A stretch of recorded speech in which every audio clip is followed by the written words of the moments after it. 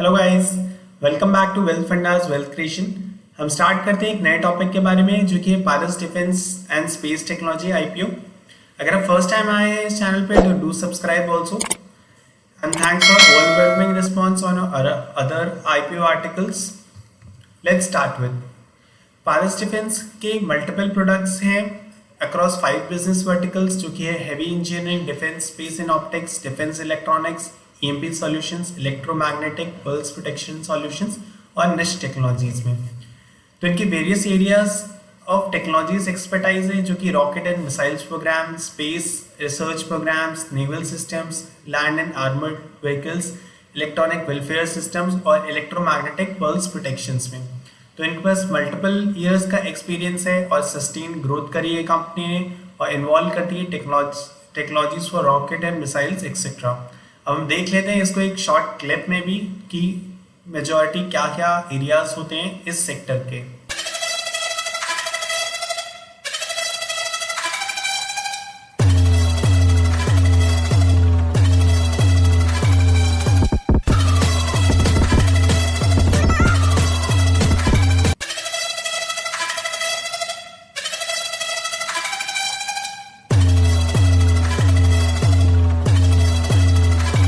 Company के overview के बारे में जान लेते हैं। तो कंपनी प्राइमरी इंगेज करती है designing, developing, manufacturing and testing of variety of defence and space engineering products और सॉल्यूशंस में। जैसे मैंने आपको बताया इनके 5 बिजनेस वर्टिकल्स हैं मेन। एंड एक लीडिंग कंपनी है डिजाइन कैपेबिलिटी और स्पेस ऑप्टिक्स में। इनका मेजर बिजनेस स्पेस ऑप्टिक्स में के थ्रू ही आता है जो कि इंफ्रारेड और वेरियस टाइप ऑफ कैमराज हैं जिनकी 500 किलोमीटर से ज़्यादा की भी रेंज है। ये लीडिंग प्रोवाइडर है ऑप्टिक्स में for Indian defence and space programs के लिए। कंपनी टर्न की प्रोजेक्ट्स भी करती है और इसने पार्टनर कर रखा है कई सारी टेक्नोलॉजी कंपनीज के साथ अराउंड। अगर आपने देखा होगा उरी मूवी में तो यहाँ पर अगर आप देख सकते हैं कि इसमें ग्रीन कलर के राइड और इंफ्रारेड कैमरेज का यूज करा है जो कि नाइट विजन के लिए काम आते हैं। एंड देन वेरियस प्रोडक्ट्स हैं, लेंसेज एंड कैमराज हैं कंपनी के जो कि डिफ्रैक्टिव गेटिंग और स्पेस कैमराज हैं, इंफ्रारेड लेंसेज हैं, थर्मल इमेजिंग सिस्टम और नाइट विजन कैमराज हैं। ये जैसे बर्ड आपने देखा है ड्रोन कैमरा, तो कंपनी क्या कर रही है अभी गोइंग फॉरवर्ड फार्मर्स और लैंड्स के लिए भी काम कर रही है कि जो एग्रीकल्चर लैंड में अगर फार्मर्स को देखना है अपना ओवरऑल लैंड तो वो एक बहुत बड़ा एरिया हो सकता है जहाँ कंपनी फोकस करते हैं। Company can in future go in automotive segments also. Defence electronics में कंपनी बनाती है rug control system for naval and defence equipments. Then IPO इसका स्टार्ट हो रहा है 21 सितंबर को, क्लोज होगा 23 सितंबर को, अलॉटमेंट डिसाइड होगा नियर अबाउट 28 से 29 सितंबर को and expected listing date is 1 अक्टूबर के near about. Pre IPO share holding है 79.4% प्रमोटर्स की, पोस्ट में ये स्टेक रिड्यूस होकर 59.7% हो जाएगा। मिनिमम आप एक लॉट पे 85 शेयर्स के लिए जा सकते हैं 14,875 रुपीज और maximum can be 1.93 lakh, but recommended होगा मैक्सिमम एक लॉट ही because there will be over subscription. तो एक लॉट से ज़्यादा चांसेस नहीं है रिटेल कैटेगरी में आने के। 50% क्यूआईबी कोटा है, 15% एनआईआई कोटा है जिसमें 2 लाख से ज़्यादा लगा सकते हैं and retail quota is 35%। Company एक बुक बिल्ड इशू लेके आ रही है 165 से 175 रुपीज़ पर शेयर में। 170 करोड़ का आईपीओ साइज है जिसमें 140 crore is fresh issue and offer for sale है 30 करोड़ का। एक काफी अच्छा आईपीओ लग रहा है बिकॉज बाकी सारे आईपीओ होंगे देखे होंगे जहां पर कंपनी खाली ऑफर फॉर सेल ही ला रही थी जहां प्रमोटर्स और स्टार्टिंग के इन्वेस्टर्स एग्जिट करते हैं, बट ये 140 करोड़ कंपनी सेइंग के बिजनेस के एक्सपेंशन और ग्रोथ के लिए पैसा लगेगा जो कि काफी अच्छा पॉजिटिव फैक्टर है। 140 करोड़ में से 34 करोड़ का प्लांट एंड मशीनरी परचेज के लिए रिक्वायरमेंट होगा, 60 करोड़ का वर्किंग कैपिटल के लिए और 112 करोड़ का near about prepayment of loan. Company के पास डेट है, कंपनी अपने डेट को चुकाएगी। 25% plant and machinery, working capital 43%, 24% general corporate and 8% of loan repayment. ऐसे कंपनी एक्सपेक्टेड कर रही है ऑब्जेक्ट ऑफ द इशू को यूज करने के लिए। कंपनी के की मेजर कस्टमर्स की अगर बात कर लेते हैं तो गवर्नमेंट ऑफ इंडिया कंपनी का की मेजर कस्टमर है जो कि 50% से ज्यादा अकाउंट करता है। पहले इसका 35% स्टेक था जो इंक्रीज होकर 15% हो गया है और आउट ऑफ 140 करोड़ 72 करोड़ के नियर अबाउट गवर्नमेंट को ही कंपनी सेल करती है। ISRO, Hindustan aeronautics limited, Bharat dynamics, Tata consulting, Hindustan shipyard. चलिए अब जान लेते हैं कंपनी के प्रमोटर्स के बारे में। शरद बिरजी शाह जी चेयरमैन और नॉन एग्जीक्यूटिव डायरेक्टर हैं कंपनी के, and Munjal Sharad Shah managing director हैं कंपनी के। कंपनी की कोर स्ट्रेंथ्स में कंपनी के पास वाइड रेंज ऑफ प्रोडक्ट्स हैं। जैसे मैंने आपको बताया कि कंपनी 5 वर्टिकल्स में काम करती है, फोकस करती है इनोवेशन और स्ट्रॉन्ग R&D कैपेबिलिटीज में। वेल पोजिशंस है गवर्नमेंट के आत्मनिर्भर भारत और मेक इन इंडिया इनिशिएटिव के लिए, जिसका कि इसको काफ़ी बेनिफिट होगा। स्ट्रॉन्ग रिलेशनशिप है कंपनी की डाइवर्स कस्टमर बेस के साथ, और एक एक्सपीरियंस मैनेजमेंट टीम है कंपनी के पास, काफ़ी साल का एक्सपीरियंस है। फाइनेंशियल जो कि एक की फैक्टर होता है किसी भी IPO के लिए और किसी भी कंपनी के लिए और भविष्य के लिए भी, तो हम बात कर लेते हैं उसकी। स्टार्टिंग करते हैं एबिटा मार्जिन के साथ। तो कंपनी 30% एबिटा मार्जिन पे है एज ऑफ FY21, जो कि इंक्रीज हुआ है 27% से 30%। देन कंपनी का नेट एसेट वैल्यू इंक्रीज हुआ है 38 से 55 rupees per share. Total asset है increase from 329 to 362 rupees per share. Debt में भी इंक्रीमेंट आया है from 84 to 106, but debt equity net worth has increase from 119 to 172 crore. तो ये सारी फेवरेबल फैक्टर्स हैं। डेट इक्विटी रेशियो कंपनी का रिड्यूस हुआ है 0.71 से 0.62%। हम जान लेते हैं कुछ नेगेटिव्स के बारे में भी कि कंपनी ने रेवेन्यू रिड्यूस हुआ है from 154 crore as of 2019 to 143 crore. Company का पैट में डिक्लाइन आया है from 18 crore to 15 crore. EBITDA is more about flat and से थोड़ा बहुत increase from 42 crore to 43 crore.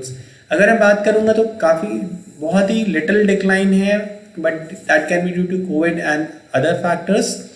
And debt equity ratio, so if I talk about the financials, so debt equity ratio is favorable, generally it's 0.62 as of now। तो but अगर मैं बोलता हूँ सारे sectors का अलग है, किसी का 1 2, तो जनरली हम बात करते हैं 2 से ज़्यादा का डेट इक्विटी रेशियो है, दैट इज रिस्की, बट इसका with in the tolerable limits के अंदर है। IPO price is 175, so it at for 5.55 EPS, so it comes out to be 31 rupees।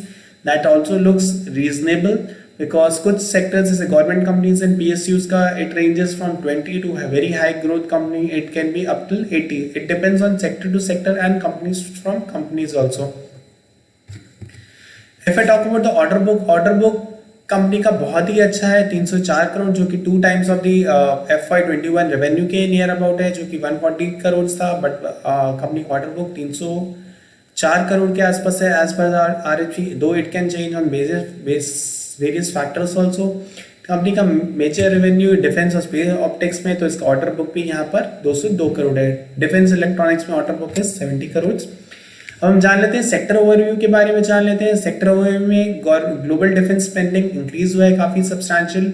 सारी countries UK, US, China, Russia and सारी India भी सारा defence budget generally increase करती हैं company अपनी ओवरऑल कंट्री का सेफ्टी के लिए। So it has reach to $1.93 trillion as of 2019, which is 3.56% extra versus 2018, and since 2010 it has seen a good growth।